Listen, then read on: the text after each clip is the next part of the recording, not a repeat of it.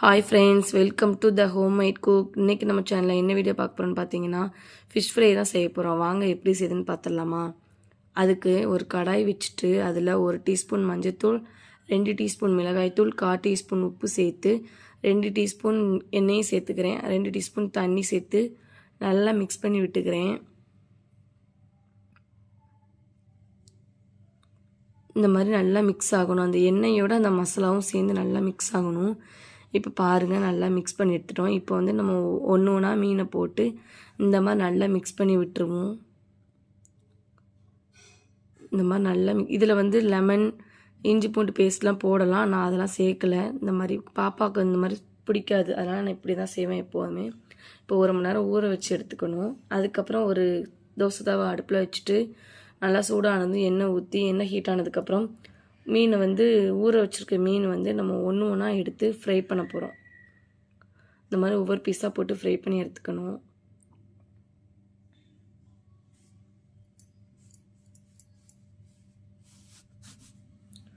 இப்போ ஒரு சைடு வெந்துருச்சுன்னா அப்புறம் இந்த மாதிரி மாற்றி போட்டுக்கலாம் நம்ம.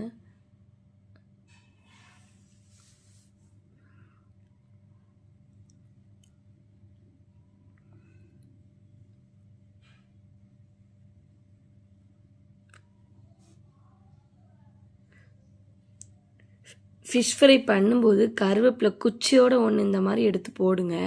நான் ஃபஸ்ட்டு போட மறந்துட்டேன், அதனால தான் சரி லாஸ்ட்டாக போட்டுக்கலாமேன்னு போட்டேன். அவ்வளோதான், ஃபிஷ் ஃப்ரை ரெடி.